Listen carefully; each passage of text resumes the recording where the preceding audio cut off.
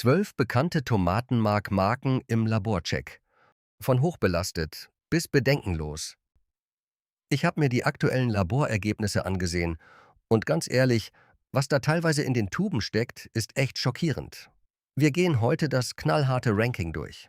Und weil ich diese Industrieware satt habe, zeige ich euch am Ende, wie ihr euer Tomatenmark in 15 Minuten selber macht. Viel gesünder, günstiger und so schlechthin simpel, dass ihr euch fragen werdet, warum habe ich das jemals gekauft? Los geht's mit unserem Ranking. Auf Platz 12 und damit unser absolutes Schlusslicht kommt Fresh Owner. Wer beim Discounter zugreift, denkt sich, Tomatenmark ist Tomatenmark, das ist alles das Gleiche.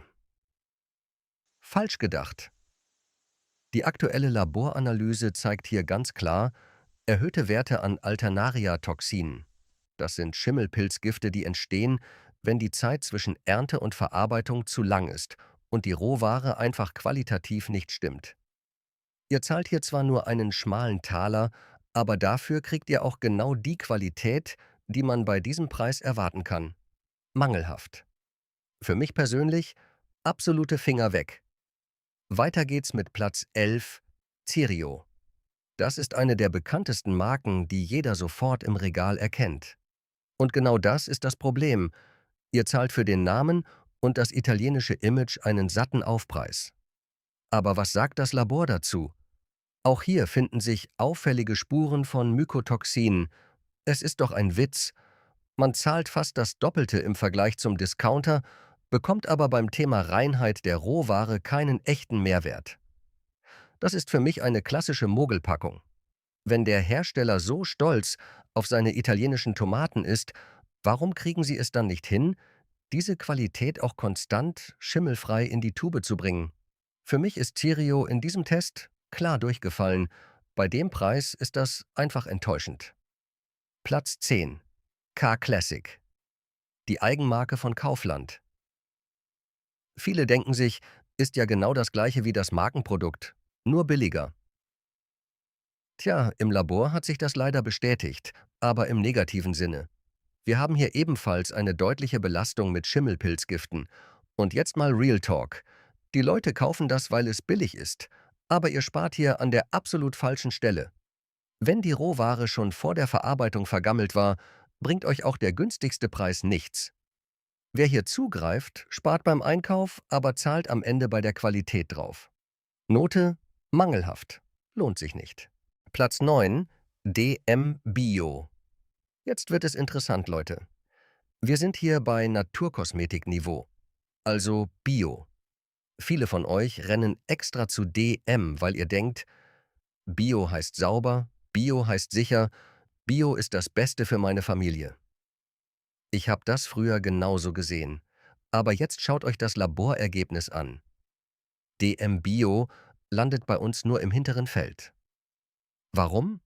Weil Bioanbau zwar den Einsatz von synthetischen Pestiziden verbietet, aber eben nicht vor Schimmelpilzgiften schützt, wenn die Erntebedingungen schlecht waren oder die Lagerung danach geschlampt wurde. Die Laborwerte zeigen hier eindeutig, dass auch bei einem Biosiegel die Mykotoxinbelastung nicht im grünen Bereich liegt. Das ist das Problem mit diesem grünen Image. Die Leute bezahlen den Bio-Aufschlag, weil sie sich Sicherheit erkaufen wollen, und am Ende bekommt man im Labor genau dieselben Probleme serviert wie beim Billigprodukt vom Discounter. Für mich ist das eine riesige Enttäuschung, denn der Kunde verlässt sich blind auf das Siegel. Wer hier kauft, zahlt für das Etikett, nicht für eine bessere Laborreinheit. Note: mangelhaft bis ausreichend. Für diesen Preis erwarte ich einfach mehr Kontrolle bei der Rohware. Leute, wenn ihr auch findet, dass es eine Frechheit ist, wie wir hier als Kunden verarscht werden, dann lasst jetzt ein Like da und abonniert den Kanal. Wir lassen uns hier nicht mehr für dumm verkaufen, sondern decken den Müll knallhart auf. Wer ist dabei? Schreibt's mir in die Kommentare. Habt ihr bei Bio auch blind vertraut? Jetzt weiter zu Platz 8, wo es für viele von euch richtig schmerzhaft wird. Weiter geht's mit Platz 8, Mutti. Jetzt wird es für viele von euch richtig schmerzhaft, denn Mutti ist ja quasi das heilige Gralprodukt in deutschen Küchen. Ihr seht die Marke in jeder Kochshow, in jedem Prospekt und wir alle haben diese ikonische Tube im Schrank stehen. Man denkt, das ist das Premium-Produkt aus Italien, das ist der Mercedes unter den Tomatenmarken. Aber im Laborcheck holt uns die Realität gnadenlos ein. Mutti liefert hier nur eine durchschnittliche Leistung ab. Note: befriedigend. Warum? Weil auch hier die Laborwerte bei den Mykotoxinen nicht makellos sind. Ihr zahlt hier einen massiven Markenaufschlag. Wir reden von deutlich über 5 Euro pro Kilo und bekommt am Ende ein Produkt, das bei den Schadstoffen nicht besser abschneidet als manch günstigeres Produkt. Das ist klassisches Branding. Ihr zahlt für die Werbung, die italienischen Fahnen auf der Packung und das gute Gefühl beim Kochen etwas Hochwertiges zu verwenden. Aber wenn man das Laborergebnis schwarz auf weiß sieht, merkt man, das ist reine Kopfsache. Mutti ist nicht schlecht, aber eben auch nicht die Premium-Qualität, für die ihr an der Kasse ordentlich blutet. Ein klassischer Fall von das Image verkauft sich besser, als das Produkt im Test besteht. Platz 7: Rapunzel. Auch hier haben wir es mit einer renommierten Biomarke zu tun, die in jedem Bioladen steht. Wenn ihr zu Rapunzel greift, zahlt ihr einen stolzen Preis, weil ihr ein reines, natürliches und gesundes Produkt erwartet.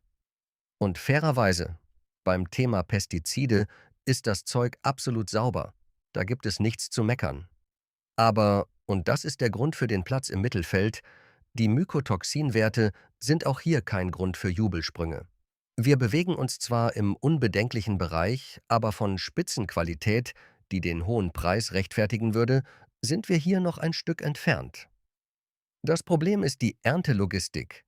Rapunzel verarbeitet zwar hochwertige Rohware, aber auch hier zeigt der Laborcheck, dass die Lagerung der Tomaten vor der Verarbeitung nicht perfekt kontrolliert wurde. Das Ergebnis? Eine solide Note: befriedigend. Ihr bekommt hier kein schlechtes Produkt, aber ihr zahlt definitiv einen Bio-Premium-Aufpreis für ein Ergebnis, das im Labor nicht besser abschneidet als Produkte, die die Hälfte kosten.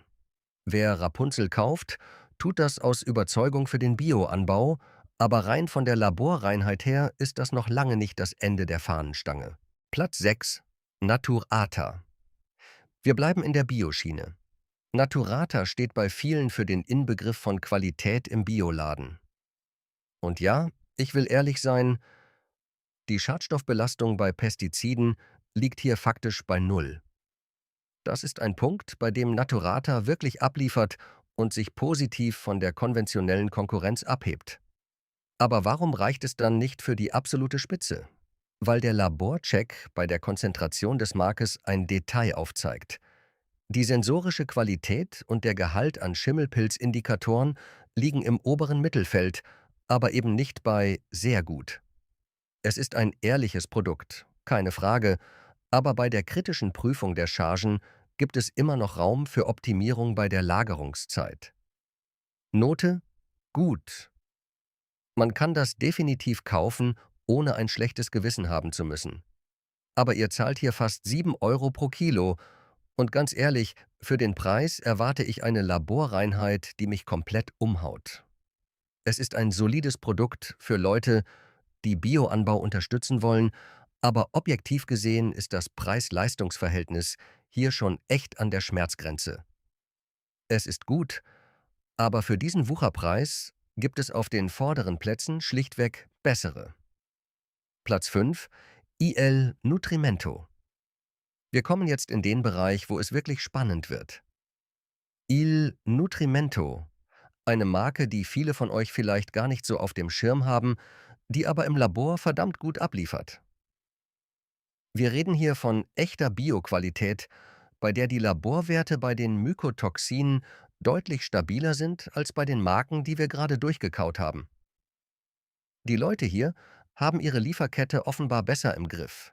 Kürzere Wege von der Ernte bis in die Tube, sorgfältigere Selektion der Tomaten. Das merkt man nicht nur am Preis, sondern auch an dem, was der Testbericht sagt. Note: gut plus. Es ist kein Billigprodukt, aber der Preis ist hier im Vergleich zur Konkurrenz, wie etwa Naturata, deutlich fairer. Ihr zahlt hier nicht für ein fettes Marketingbudget oder ein riesiges Logo, sondern ihr zahlt für eine saubere Ernte. Das ist der Moment, wo ich sage, das ist ein ehrliches Produkt. Wenn ihr im Bioladen steht, ist das hier eine der Optionen, bei denen ihr wisst, ihr bekommt eine Qualität, die ihr Geld tatsächlich wert ist. Platz 4: Alnatura. Hier wird es richtig interessant, Leute. Alnatura ist ja quasi der Standard in fast jedem Drogerie- oder Supermarkt. Und ich sag's euch, hier bekommt ihr endlich mal ein Produkt, bei dem das Preis-Leistungs-Verhältnis nicht nur ein Werbeslogan ist, sondern im Labor tatsächlich abliefert. Das Laborergebnis ist gut bis sehr gut. Wir haben hier eine extrem saubere Rohware. Was mir besonders gefällt, bei den kritischen Mykotoxinen ist Alnatura deutlich stabiler als die ganzen teuren Biomarken, die wir gerade auf den hinteren Plätzen hatten.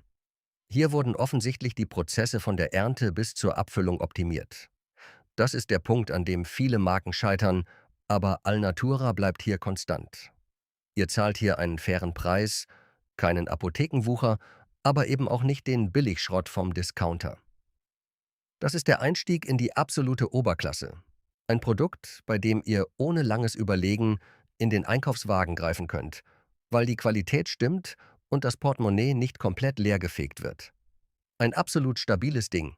Platz 3: Campo Verde. Jetzt sind wir auf dem Treppchen, Leute. Wenn ihr Campo Verde im Bioladen seht, dann wisst ihr, das ist kein Spielzeug mehr. Das Laborergebnis für diese Marke ist ein absoluter Volltreffer. Note: sehr gut.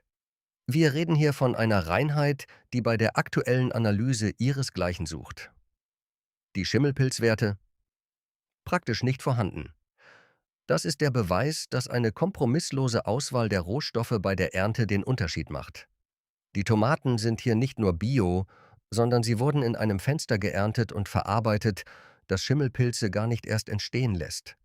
Preislich liegt das zwar etwas höher als bei Alnatura, aber für diese Laborqualität ist das absolut gerechtfertigt. Wer hier zugreift, der investiert in ein sauberes Produkt, bei dem man genau weiß, hier wurde nicht am Prozess gespart. Das ist die absolute Spitzenklasse, die den Titel sehr gut nicht nur auf der Packung stehen hat, sondern im Labor schwarz auf weiß bewiesen bekommt. Ein echter Gamechanger für jede Soße. Platz 2: Eden. Wir sind verdammt nah an der Perfektion. Eden ist in der Szene bekannt, aber im Laborcheck für diesen Juni rasiert diese Marke einfach alles, was wir bisher gesehen haben. Note: sehr gut plus. Was das Labor hier gefunden hat, ist beeindruckend. Nicht nur die Mykotoxin-Werte sind am unteren Ende der Messbarkeit, auch die Konsistenz und die Farbe zeigen, dass hier nur absolut frische, vollreife Tomaten in die Tube kommen. Hier wird nichts mit Zusätzen kaschiert, hier wird nicht gestreckt, hier ist einfach nur die pure Tomate drin. Das ist genau das Niveau, bei dem ich sage, warum sollte man sich überhaupt noch die Mühe machen, das billige Zeug zu kaufen, wenn man für einen wirklich fairen Aufpreis hier so eine Qualität bekommt? Das Produkt ist sauber, ehrlich und hält jeden Vergleich mit anderen Premium-Marken locker stand. Wer Eden im Regal sieht und auf Qualität achtet, der greift hier blind zu. Das ist verdammt nah am Testsieger. Und wenn ihr das in der Küche habt, wisst ihr, dass ihr beim Thema Schadstoffe absolut auf der sicheren Seite seid. Aber bevor ich euch jetzt den absoluten König auf Platz 1 präsentiere, müssen wir mal Klartext reden. Warum lassen wir uns eigentlich von der Industrie vorschreiben, was wir essen sollen? Ich habe die Nase voll davon, bei jedem Einkauf hoffen zu müssen, dass das Labor nicht wieder irgendwelche Schimmelpilze in der Tube gefunden hat. Deshalb, wir machen das jetzt selber. Und nein, ihr braucht keinen Kochkurs dafür. Hört mir zu. Eine Packung passierte Biotomaten in die Pfanne, ein Schuss gutes Olivenöl dazu, eine Prise Salz, Hitze aufdrehen, 15 Minuten einkochen lassen, bis es eine geile, konzentrierte Paste ist. Das war's. Mehr ist es nicht. Keine Chemie, keine industrielle Massenfertigung, kein versteckter Müll. Es ist gesünder, es schmeckt verdammt nochmal besser und ihr wisst zu 100%, was auf eurem Teller landet. Wer das nicht hinkriegt, dem ist wirklich nicht mehr zu helfen. Traut euch endlich mal, diese Industrieketten zu durchbrechen. Und hier ist er, Der absolute König. Auf Platz 1. Rosengarten. Das Laborergebnis? Phänomenal. Keine Mykotoxine, null Rückstände, absolute Spitzenreinheit. Hier wird nicht gestreckt, hier wird nicht geschummelt. Das ist die reinste Tomatenqualität, die man aktuell für Geld kaufen kann. Während andere Marken für Marketing und schickes Design abkassieren, liefert Rosengarten einfach nur ein perfekt sauberes Produkt. Wer seine Gesundheit nicht mit Schimmelpilzgiften belasten will, greift hier zu. Ein verdienter Testsieger.